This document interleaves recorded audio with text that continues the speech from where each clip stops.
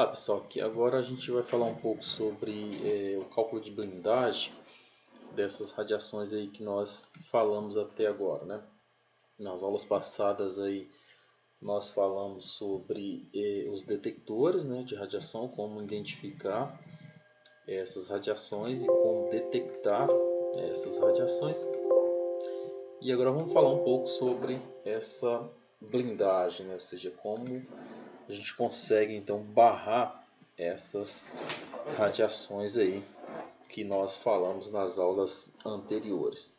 Então, quando se constrói uma usina, você tem que prever essas barreiras contra essas radiações. Então, aqui é um protótipo aqui lá do reator de Angra 2, né, onde a gente tem aqui uma blindagem de aço. Eu já falei disso numa aula lá atrás.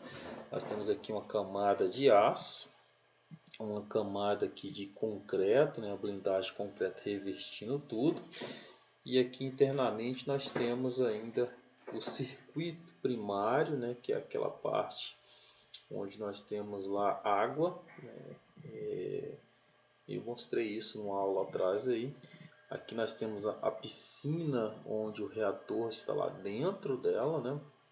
Aqui nós temos o núcleo do reator, aqui também, e ao redor dele tem uma blindagem, que nós falamos disso também um pouco, né? Aqui nós temos o gerador de vapor e aqui nós temos o sistema de bombeamento, né? Ou seja, então tudo isso daqui tem uma blindagem específica para barrar então esses tipos de radiações aí que nós falamos nas aulas anteriores. Então vamos ver aqui como que é feito isso. Então quando aí nós temos os níveis de radiação e ele permanece alto, então é necessário introduzir o fator de blindagem para fins de limitação dessas doses aí. E aí nós temos alguns acessórios para fazer isso, que primeiro aí os colimadores, os biombos, os aventais e os óculos de proteção. Isso que eu estou falando de materiais utilizados aí pelo profissional que está ali trabalhando naquele determinado ambiente, né?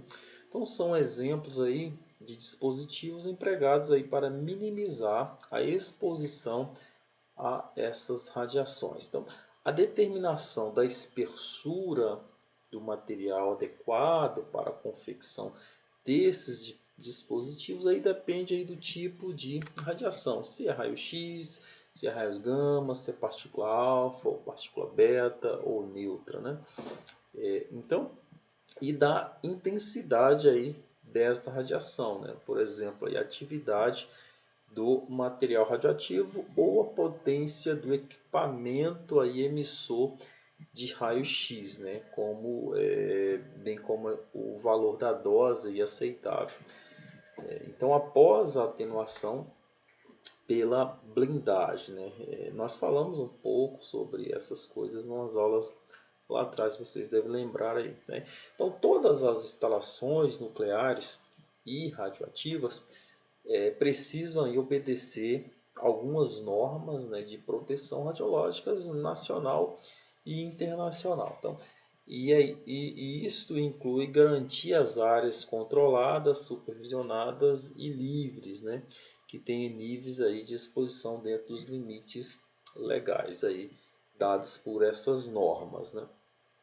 Então, para que os limites sejam obedecidos, então é importante que as instalações sejam construídas com as blindagens adequadas. Então, os fatores aí relevantes para essa blindagem é o tipo da fonte ou equivalente, né? A energia máxima aí dada por esta fonte, a intensidade dessa radiação, a distância da fonte até a blindagem, o tipo de área pós-blindagem, né? E o fator de uso de ocupação. Então aqui nós temos aqui um planejamento aqui de uma instalação de um ambiente radioativo, ou seja, então aí nós temos que levar algumas coisas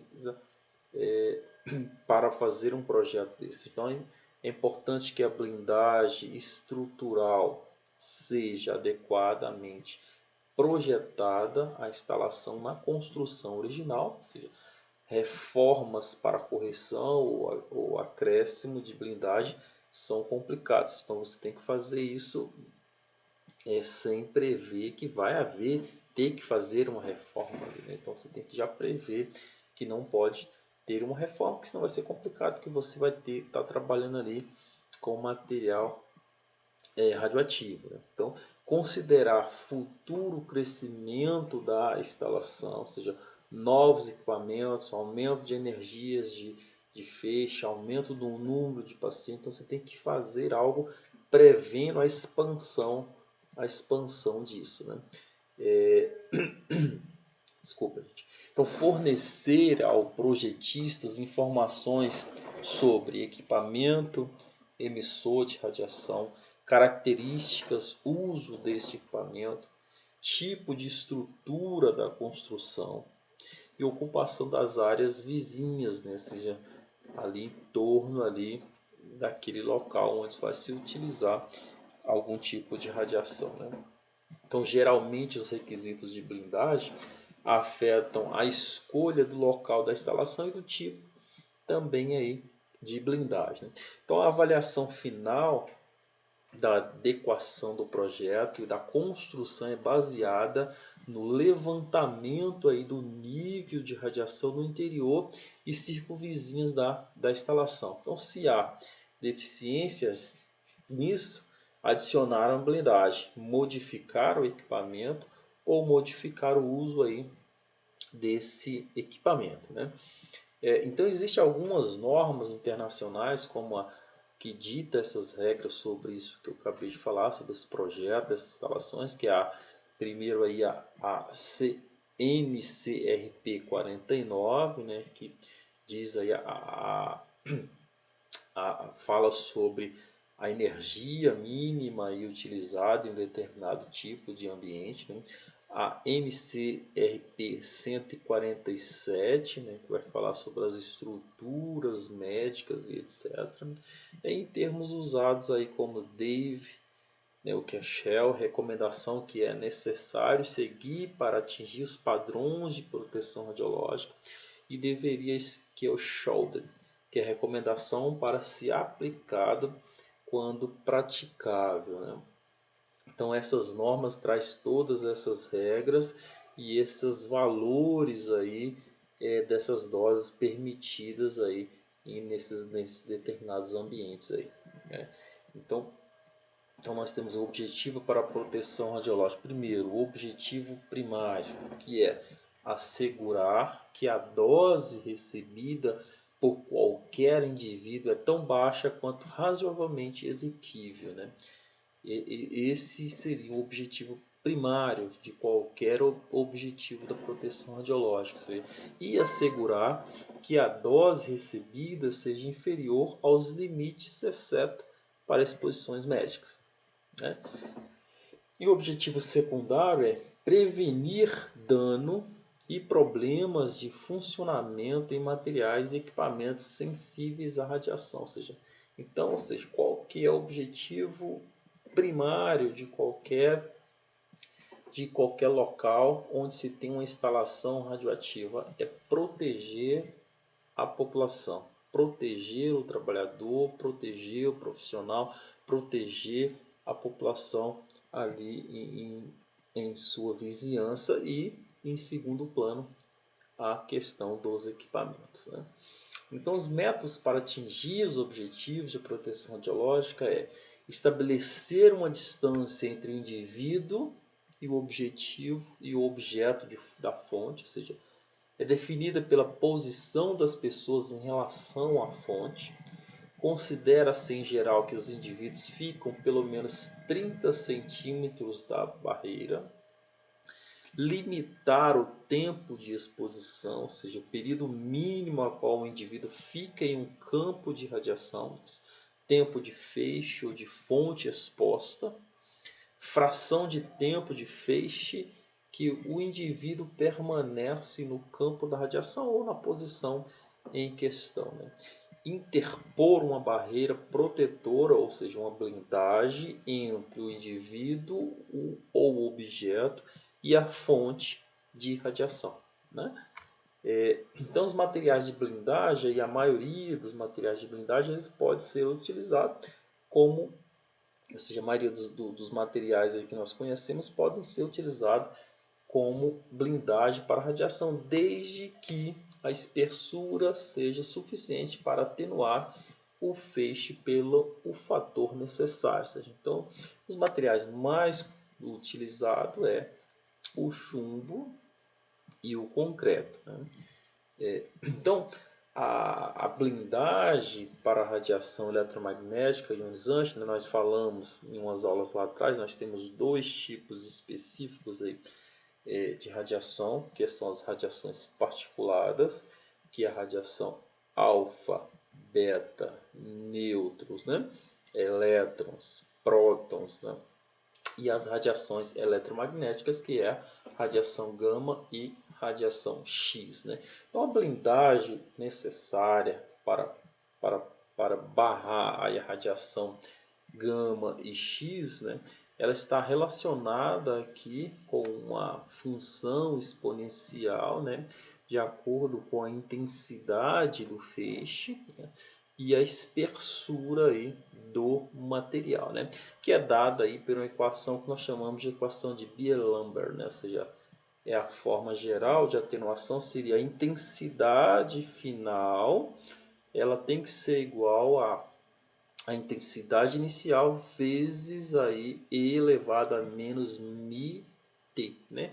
Ou seja, onde esse μ aqui é o coeficiente de atenuação linear e esse t é a espessura do absorvedor, ou seja, a espessura aqui do material, né? Então é dada por esta equação. Com essa equação aqui, então a gente consegue então determinar exatamente, conhecendo as intensidades dos feixes, a gente então conhece então qual que é a espessura necessária do material a ser utilizado, né? Então só é válida para feixes monoenergéticos, né? Seja uma única energia, e para condições de boa geometria sem a contribuição da radiação espalhada, né? Então isso só vale nessas condições aqui. Então o coeficiente linear máximo de atenuação, ou seja, que é empregado, ou seja, quando a gente se emprega e o emprego desse coeficiente linear de atenuação apresenta aí a desvantagem desde variar com a densidade do meio absorvedor, ou seja, esse esse coeficiente linear máximo, então ele vai depender aí das condições de que é feito esse material, né? Então assim o coeficiente de atenuação máximo μ sobre ρ, onde esse ρ representa a densidade aí do meio, é mais amplamente empregada para a expressão a lei da atenuação exponencial, né? Que é a que a gente acabou de ver, que é a equação de Beer-Lambert, ou seja, I final, ou seja, intensidade final igual a intensidade inicial vezes a exponencial de menos μ sobre ρ vezes ρx, né? Onde esse ρ vezes x, esse produto ρ vezes x, é conhecido por espessura mássica do absorvedor, né? Ou da blindagem, né? Ou seja, então, que seria esse ρ vezes x aqui é o parâmetro que determina o grau de atenuação, ou seja, uma vez que μ sobre ρ é praticamente constante para diversos materiais e vem aí sendo historicamente expresso em miligrama por centímetros quadrados, ou seja, massa por área, né? Aí a gente consegue então saber exatamente qual a espessura aí desse material, né? Nós falamos também lá atrás, como nós estamos falando aqui de ondas eletromagnéticas, qual que é o comportamento dessa onda eletromagnética com a interação com um determinado material. Nós vimos lá que pode acontecer três coisas específicas, né? A probabilidade de acontecer três coisas específicas dependendo aí do número atômico do material e da energia do feixe, né? Então, dependendo aí, nós temos o efeito fotoelétrico, o efeito Compton e a produção de pares. Que vai definir isso aí é a energia desses feixes e relacionado aí com o número atômico desses materiais, né? Nós falamos disso numa aula que nós estávamos falando da interação da radiação com a matéria, né? Então aqui só para ter uma ideia do comportamento do carbono, por exemplo, ó, o efeito fotoelétrico, ele começa com o número atômico alto, depois ele vai diminuindo aqui de acordo com a intensidade do feixe, né?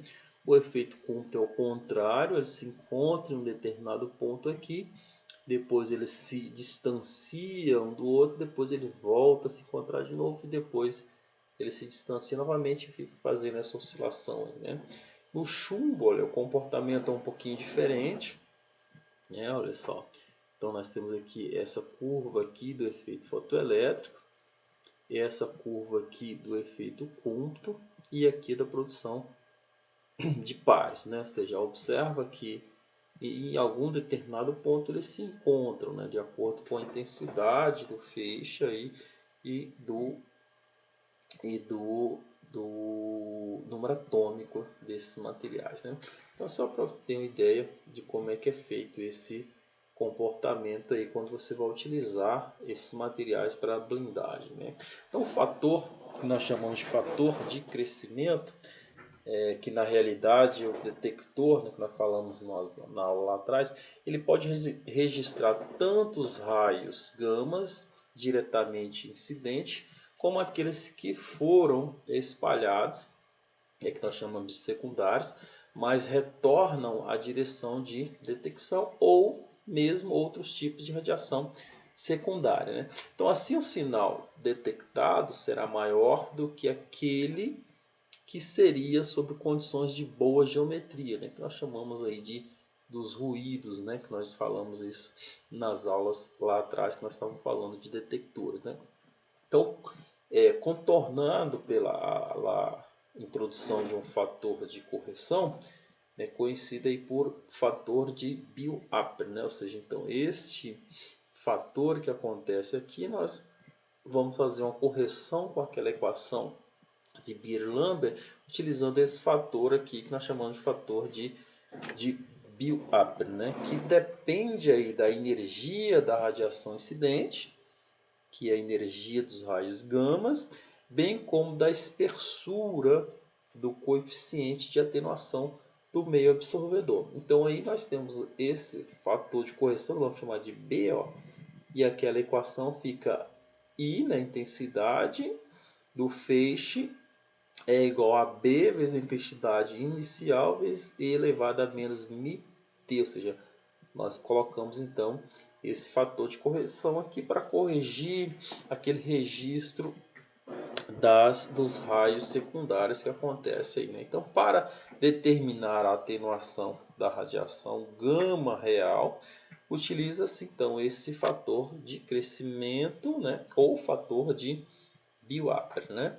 Que esse B aqui, onde esse B aqui é a razão entre a intensidade de radiação, incluindo aí a radiação primária e a espalhada, ou seja, a secundária, em ponto do feixe pela intensidade de radiação devido à radiação primária apenas. Então este fator é tabelado em função da energia da radiação e do tipo de espessura do material absorvedor. Então isso aqui tem uma tabela específica para o valor de B, dependendo aí da energia e do tipo de espessura aí do material, né?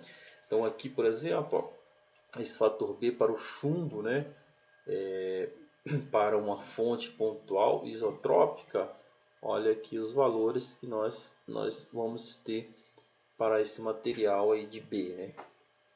Que está dado aqui nesse gráfico. Então a espessura do absorvedor é dada em unidade de comprimento de relaxação, ou seja, e um comprimento de relaxação é a espessura do absorvedor, que diminui a intensidade do feixe de 1 sobre E.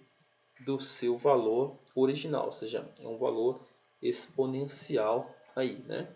Então, o conceito básico para determinar essas coisas, nós precisamos aí, primeiro, de uma barreira primária, ou seja, que é qualquer barreira que seja diretamente irradiada pelo feixe primário. Precisamos de uma barreira secundária, ou seja, que é as barreiras que são irradiadas apenas pela radiação de fuga da máquina ou pela radiação espalhada pelo paciente, né? Falando-se de áreas hospitalares, ou pelos objetos irradiados pelos feixes primários, ou radiação de fuga, né? Ou seja, que é a radiação que consegue aí atravessar o cabeçote ou sistema de colimação do equipamento, né? Então, os valores de radiação de fuga precisam estar dentro de limites estabelecidos por normas, né? Normas nacionais e internacionais, né? Então, os limites para a radiação de fuga em radiagnóstico é dada aí pela Portaria 453 de 98, né? Onde a radiologia médica diz que é em torno de 1 miligray por hora a 1 metro do ponto focal da fonte, né? Na radiologia odontológica, em torno de 0,25 miligray por hora do ponto focal intraoral ou 1 miligray por hora do ponto focal dos demais, né? Ou seja, e em radioterapia, ou seja, a CNEM, né, a norma da CNEM NE 306, existe aí valores diferentes dependendo aí da energia do feixe, conforme pode ser visto aqui.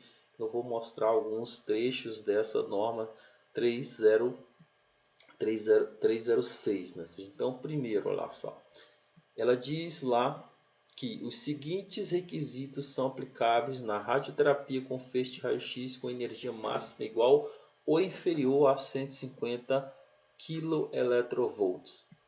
Primeiro, a blindagem de tubos de raio-x destinados à radioterapia superficial deve atender aos requisitos estabelecidos em 6.1.2 da linha A, exceto para tubos operados com DDP máxima entre 5 kV a 50 kV, ou seja, quais devem possuir a blindagem tal que, em qualquer condição especificada da operação, a taxa de queima do ar devido à radiação de fuga não exceda a 1 miligray por hora, valor médio em uma área de 10 centímetros quadrados em qualquer ponto de 5 centímetros de blindagem ou acessórios da mesma, né?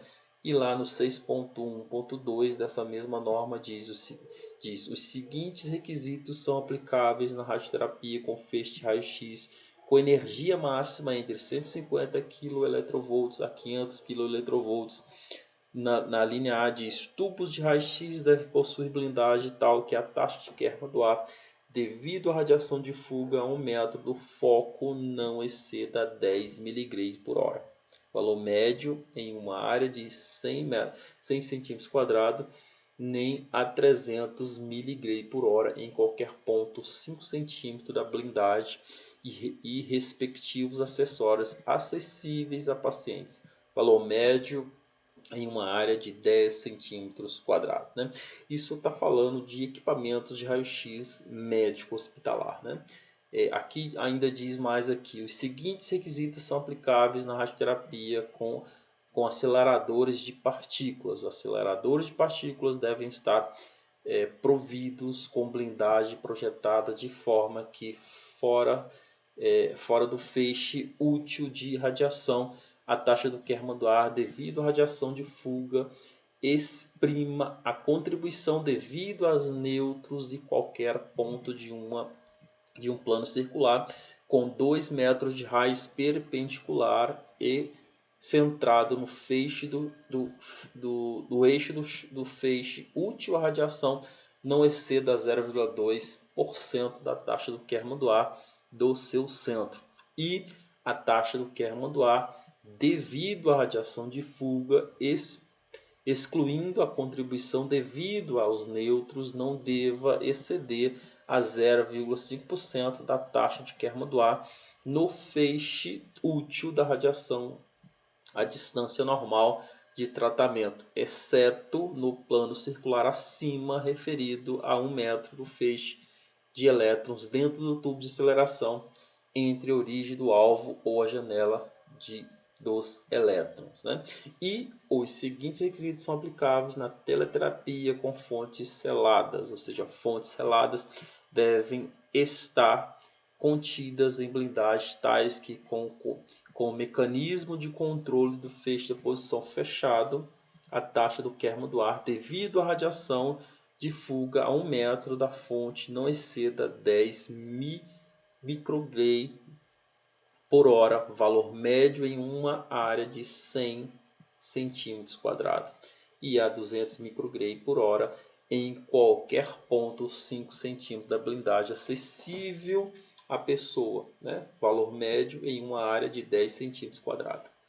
Com o mecanismo de controle do feixe da posição aberta, a taxa do queima do ar devido à radiação de fuga a 1 metro da fonte não exceda 10 miligrays por hora ou 0,1% da taxa do queima do ar no feixe útil da radiação, valores médios em uma área de 100 centímetros quadrados. Ou seja, esses são alguns trechos aí das normas da CNEM, né? Se você entrar lá no site da CNEM, você encontra todas as normas. Essa é a norma NE 306, que dita aí as regras sobre blindagem da utilização desses equipamentos emissores aí de radiação, né?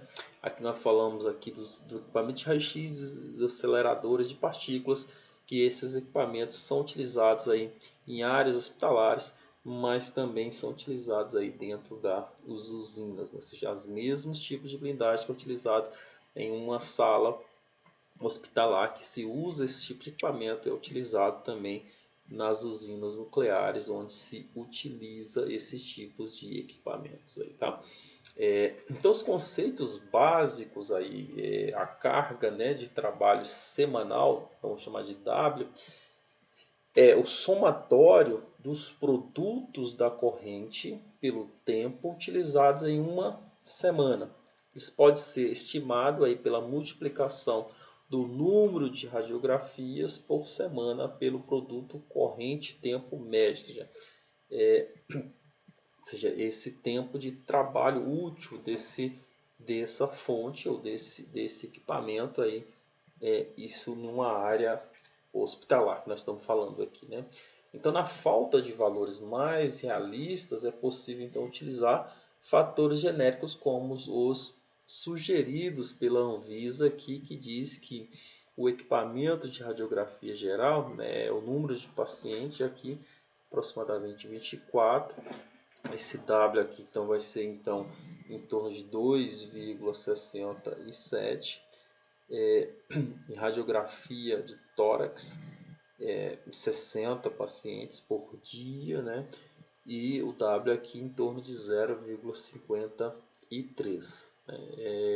Aqui é pela voltagem, né? Ou seja, nós temos aqui a variação da voltagem aqui, dependendo aí do tipo de utilização desse equipamento, né?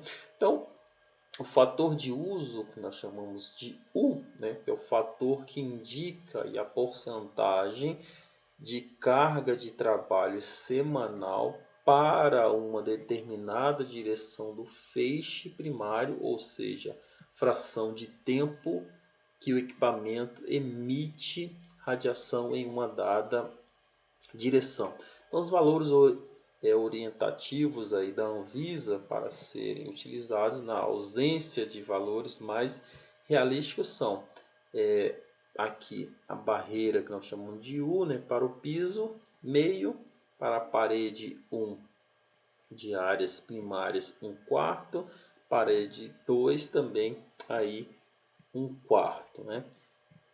Então, e aí temos aí o fator de ocupação T, né, que é a estimativa da fração de tempo que a área está sendo ocupada por indivíduos durante o período de operação aí do equipamento. Então, os valores orientados aí pela Anvisa também ó, é dado por ocupação integral, consultoria, recepção, o T vai ser igual a 1, parcial sala de espera, vestiário, circulação interna, 1/4, eventuais, né, circulações externas, banheiros e escadas 1/16, e aqui a rara aqui, que é os jardins, cercado, casa de máquina, etc., é 1/32, o valor desse T, que é o fator de ocupação aqui, que nós vamos chamar. Tá? Então, essa blindagem de barreiras primárias aqui também, nós temos aqui as barreiras necessárias a distâncias, né, relevantes. Então, nós temos aqui 3 distâncias específicas, né, que é essa distância aqui, tá vendo, da distância da fonte ao ponto de interesse da barreira, né, que estamos chamando aqui de dPri, né, dPri, ó, esse dPri aqui, essa outra distância aqui, ó, essa outra distância aqui, que é a distância da fonte ao meio espalhador, né, que tem aqui as radiações secundárias, e essa outra distância aqui, que é o dSex, que nós vamos chamar de distância da fonte ao ponto de interesse após barreira secundária, né? Após essa barreira secundária aqui, né? Aqui após barreira primária, por isso nós chamamos de dPri e dSex, barreira secundária, barreira primária e a distância ao ponto de espalhador, certo? Então, considerando P o limite semanal de exposição permitida, então é preciso que a blindagem garanta que X M seja menor ou igual a P, né? Ou seja, onde P é o limite semanal de exposição, né? Então, considerando que K é o valor da exposição a 1 metro da fonte, utilizando uma unidade de carga de trabalho, é possível então calcular a exposição semanal acumulada por essa equação aqui, que nós chamamos de x' é igual a K vezes W vezes 1 por metro quadrado dividido por dPri ao quadrado. E aqui são as unidades dessas grandezas aqui, né? Então, entretanto, nenhum indivíduo estará submetido a um x', porque existe 2 fatores atenuantes, o T e o U. Quem é o T e o U que nós falamos aqui atrás? Ó. T e U. Fator de uso, fator de ocupação, né? Então, vai ter sempre aqui o fator de uso e o fator de ocupação aqui atenuando isso aqui. Então, sendo assim, esse meu x vai ser igual a espessura, né? Vai ser igual a quem? K vezes W vezes U vezes T dividido por dPri ao quadrado, que é a distância ali, né, da fonte até o ponto focal ali, depois da barreira primária, né? Que é igual ao P, que nós acabamos de falar. Ou seja, o P então vai ser igual a K vezes W vezes U vezes T dividido por dPri ao quadrado, né? Então, o K vai ser igual a dPri ao quadrado vezes P dividido por W vezes U vezes T. Ou seja, então, para me achar o K, que é a espessura, eu preciso saber essas grandezas aqui antes, né? Então, existem vários gráficos, né, de K versus a espessura do material para diferentes materiais aí e feixes, né? Então, sabendo aí que quem é W, U, T e dPri ao quadrado, então é possível determinar o valor de K. Sabendo então esse valor de K, a gente sabe então o valor da blindagem necessária para se utilizar, né? Então, para o chumbo, olha só, o valor aqui de K para o concreto e para o chumbo para algumas energias específicas. Ou seja, para o chumbo, olha aqui, para esse tipo de energia, aqui está o valor de K. Para esse tipo de energia, nós temos aqui os valores de K específico, né? Específico aqui para cada valor de energia. O concreto, a mesma coisa, né? Para cada tipo, para cada valor de energia, nós temos aqui um determinado valor de K específico aí, que pode ser utilizado, né? Então, a blindagem para barreiras secundárias é preciso calcular então a blindagem necessária para dois tipos de radiação: radiação de fuga e a espalhada, né? Então, conhecendo aí a espessura de blindagem necessária em cada caso, utiliza-se então as seguintes regras: se x de fuga e x espalhada diferem por menos de 3 CSR, deve-se utilizar então como blindagem o maior SCR mais um CSR, né? Se não, camada semiprotetora. O CSR é a camada semiprotetora, tá? Se não, utiliza como blindagem a maior espessura entre X de fuga e o X espalhado, né? Então, utiliza-se então a razão entre a dose referente à radiação espalhada e a dose referente à radiação incidente e a área do campo de radiação F, né? Então, a partir de uma tabela de valores para cada campo de 400 centímetros quadrados, conforme aí exemplos apresentados, a seguir pode-se estimar que o XS é igual a X que multiplica A sobre D sex ao quadrado vezes F em centímetros quadrados dividido por 400, né?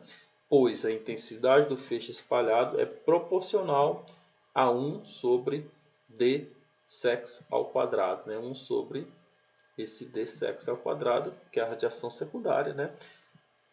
Que é a distância aí até o ponto focal aí da radiação espalhada, né? Que é a área de espalhamento, né? Esse D ao quadrado aqui é a área de espalhamento. Então aqui nós temos alguns valores para alguns valores aqui dessas D aí de acordo com o valor da energia, né? Essa tabela aqui retirada do livro aí, né? Então o XS é igual a KS vezes W vezes UT dividido por D sex ao quadrado vezes A sobre D sex ao quadrado vezes F sobre 400, né? Igualmente ao XS a P. Tem-se então que P é igual a XS, né? Ou seja, P igual a KS vezes W vezes U vezes T dividido por D sex ao quadrado vezes A sobre D sex ao quadrado vezes AF sobre 400, né? Então, KS vai ser igual a quem? P vezes D sex ao quadrado vezes D sex ao quadrado dividido por A, né? WU vezes T vezes 400 dividido por F, né? Passa tudo isso aqui para cá multiplicando e o resto dividindo e nós achamos então o valor de K, né? Então simplificando aí U igual a 1, nós temos aí que para valores de tensão de picos aí menores que 500 kV, né? Utiliza-se os mesmos gráficos para K e KS, para valores de tensão de pico maiores do que 500 kV. Então utiliza-se o gráfico de 500 kV e faz-se uma correção para computar o maior crescimento de rendimento do tubo, ou seja, então fica aqui K S é igual a P vezes dsex ao quadrado vezes dsex ao quadrado dividido por o fator de correção F vezes A, W vezes T vezes 400 dividido aí por F, né? Então esse fator de correção depende aí da voltagem, né? Aqui para 500 é 1,20, né? Dependendo do valor, 300 e 700 e assim por diante, né? Então a blindagem para essa radiação de fuga, ou seja, o cálculo relativamente simples, porque esse tipo de radiação está sujeito aí a limites legais, dados normalmente em valores de miligrays por hora, 1 metro do ponto focal. Determina-se qual é a espessura de absorvedor necessário para atenuar este valor limite permitido para o valor desejado no ponto de interesse aí, né? Então, a atenuação necessária para a radiação de fuga é dada então por A igual ao valor de exposição almejado, que vamos chamar de P, dividido aí por valor de exposição devido à radiação de fuga sem a barreira, né? Que é o XF'. Então XF' vai ser igual a XF ponto T vezes T maiúsculo, né? Vezes 1 metro quadrado dividido por dsex ao quadrado, onde esse x ponto f é igual a L sobre 60. É a exposição acumulada num tempo t a 1 metro do ponto focal. E t maiúsculo é o fator de ocupação, né? Então, portanto, A vai ser igual a P vezes dsex ao quadrado dividido por x ponto vezes o fator f tzinho vezes o t maiúsculo vezes 1 metro quadrado, né? Então, sabendo aí que W é igual a I vezes T, além disso, o limite para a fuga é T igual a W sobre I, normalmente dado em miligrays por hora, portanto, X ponto F é igual a L sobre 60, que a gente falou lá atrás. Então, portanto, o A vai ser igual a P vezes dsex ao quadrado, né? Vezes 60 e dividido por ter L vezes W. Né? Sabendo que A é possível calcular o número de camadas semiredutoras ou camadas deciredutoras necessárias e assim determinar aí a espessura do material necessário, ou seja, a espessura de CRS tende a I igual a I0 sobre 2, né? Ou CDR tende a I igual a I0 sobre 10, né? Então depende dessa intensidade do feixe aí, né? Então a espessura de blindagem necessária pode ser escrita em termos dessas camadas semiredutoras, seja CSR ou CDR, ou seja, então X é igual a N vezes CSR ou X é igual a M vezes CDR, né? Os valores de CSR e CDR também são tabelados para um conjunto de grandes situações, né, conforme exemplos apresentados na tabela que nós vamos ver na frente aqui. Então, os dois conceitos CSR e CDR são muito utilizados em cálculo de blindagem e auxiliam aí em diversas circunstâncias, principalmente para facilitar aí a convenção entre espessuras de barreiras de materiais diferentes, né? Então aqui está uma tabela mostrando essas camadas semicondutoras para vários tipos de materiais, né? Concreto e outros e etc, né? Então nós temos aqui, de acordo com a voltagem, nós temos aqui os valores dessas camadas semicondutoras aí, né? Então as principais materiais utilizados na blindagem, radiação gama e X, com as suas equivalências, com espessuras de chumbo, né, que é o ferro, o concreto baritado, o concreto e o tijolo maciço, né, e aí nós temos aí a espessura dessas camadas aí de acordo com a voltagem específica também aí, né? Isso é tabelado, qualquer livro que fala do assunto você encontra essas tabelas aí, tá? E aqui agora nós vamos falar agora, isso foi a blindagem das ondas eletromagnéticas. Agora a blindagem das partículas, né? Partículas alfa, beta, o nêutron, né? E os prótons, né? Que nós chamamos de blindagem das carregadas, né? Das partículas carregadas aí, né? Então nós temos lá, para as partículas alfa, nós temos baixo poder de penetração e são muito facilmente absorvidas, inclusive pelo próprio ar, né?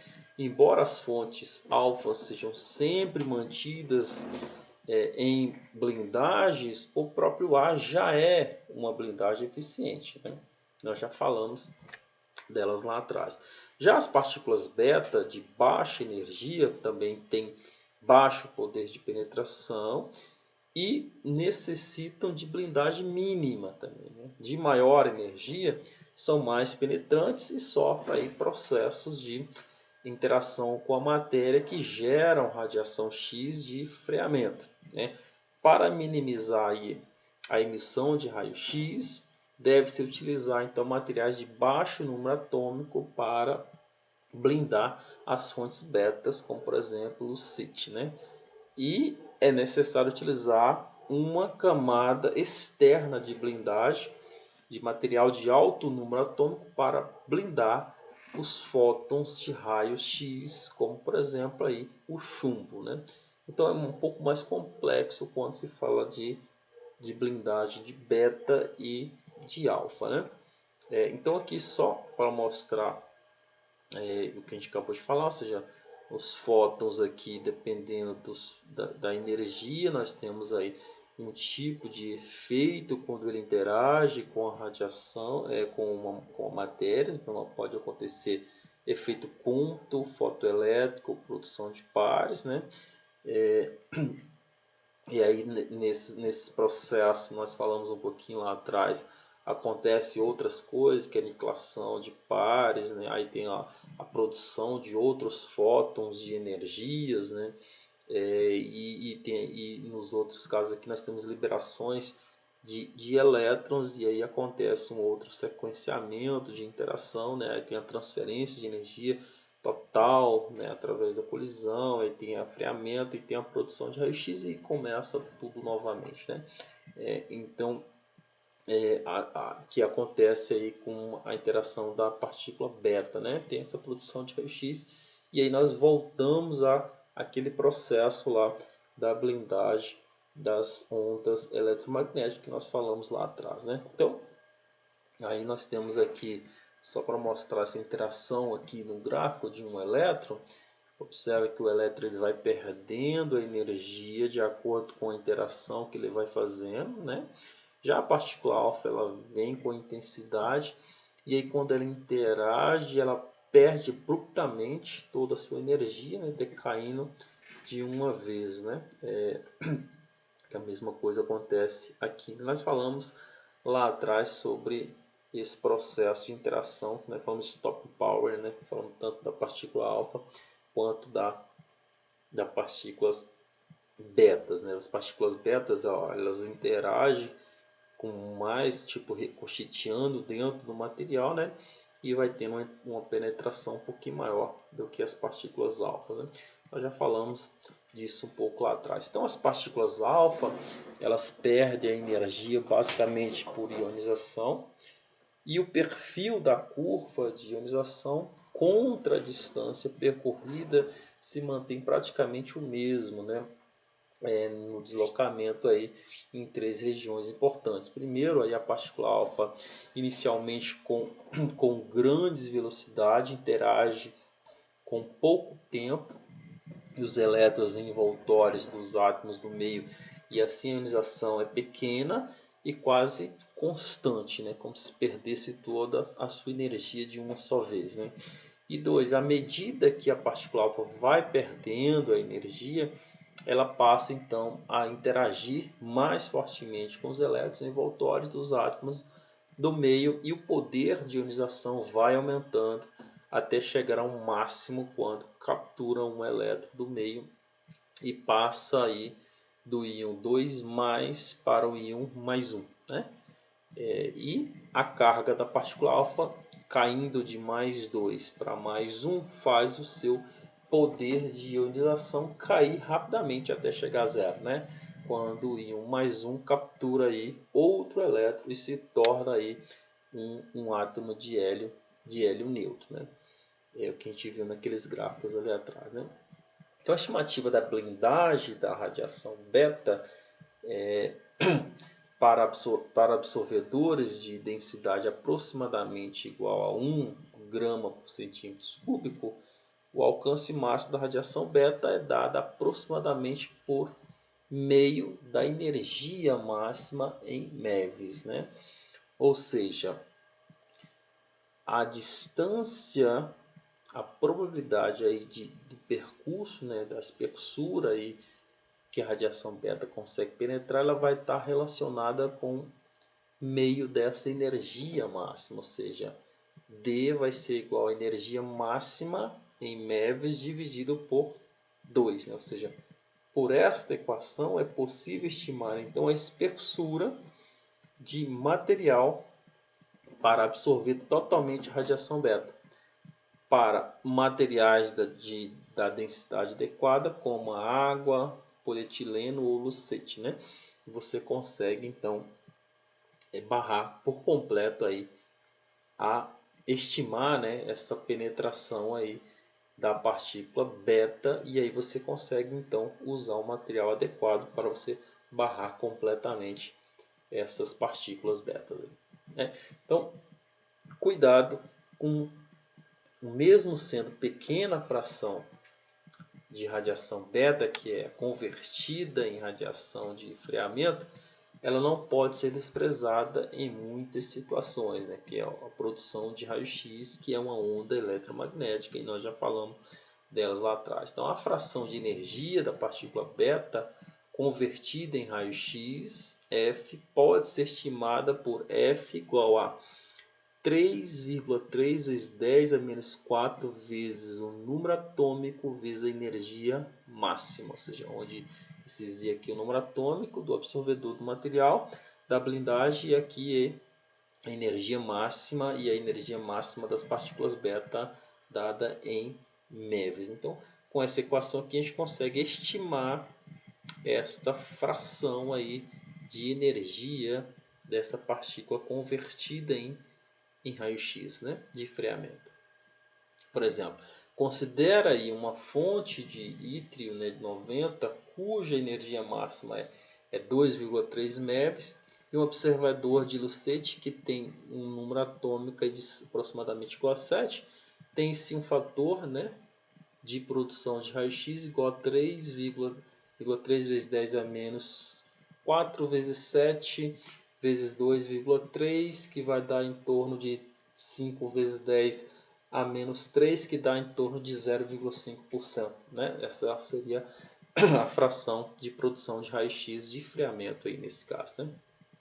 Então, mesmo sendo o F pequeno, dependendo aí da atividade da fonte, será necessário adicionar aí um material de blindagem para esses fótons de raio-x aí emitidos, né? Então, a blindagem para nêutrons agora. Então, um cálculo muito mais complexo do que os anteriores apresentados, né? E normalmente é feito com auxílio de cálculos computacionais, utilizando aí métodos de Monte Carlo e etc., né? Sem entrar em muitos detalhes técnicos, a blindagem para nêutrons funciona em duas etapas. Moderação, primeiro, moderação de nêutrons rápidos, e segundo, absorção dos nêutrons térmicos, né? Então, moderação dos nêutrons, utiliza-se elementos de baixo número atômico, principalmente os ricos em hidrogênio, né, são os mais eficientes, como por exemplo a água. Nós falamos numa aula lá atrás, né, quando a gente estava falando dos tipos de radiação, nós falamos um pouco de nêutron, utilizada para a blindagem dos núcleos dos reatores. A desvantagem da água é a sua evaporação, que obriga a uma contínua reposição. Segundo, a parafina, né, que no caso da parafina o inconveniente é o fato dela ser inflamável. Outros dois materiais utilizados para blindar nêutron, funcionando como elementos moderadores, são o concreto e o polietileno, né? Que isso aqui que é o utilizado, todos eles são utilizados dentro das usinas nucleares, né? E a absorção de nêutrons térmicos, ou seja, então é feito por meio de processos de captura de elétron, né? Como por exemplo aqui nessa equação aqui, onde nós temos a captura de um nêutron aqui transformando em um lítio, né? Ou seja, o boro transformando em lítio, onde a emissão de raios gamas de aproximadamente 0,48 MeV, né? Então, preferencialmente utiliza-se um elemento que captura os nêutrons com emissão de fótons de baixa energia. Então, gamas de alta energia demandam blindagem adicionais. Então, um material muito utilizado para blindagem de nêutrons é uma combinação de parafina com boro, denominada de parafina boratada, né? Que é utilizada aí bastante nas usinas nucleares, tá? Então, tá, pessoal, aqui só foi um pouquinho para vocês entenderem aí a questão da blindagem, né, utilizados. Eu falei um pouco de uma forma geral, né, não só especificamente dentro das usinas, mas tudo que eu falei é feito dentro de uma usina nuclear, né? Mas falei também um pouco sobre aí nas áreas hospitalares, né? Ou seja, em qualquer lugar que vai se usar uma fonte radioativa, nós temos que fazer esses cálculos aí de blindagem de acordo com o tipo da fonte, o tipo de radiação, o tipo de energia utilizada, onde vai ser utilizado, o ambiente vai ser utilizado. A gente precisa fazer então esse projeto de blindagem, né? Então eu espero que vocês tenham entendido um pouquinho, né? Não me aprofundei demais, era só para vocês terem um pouco de noção sobre essas questões aí. Então, até a próxima aula então, pessoal.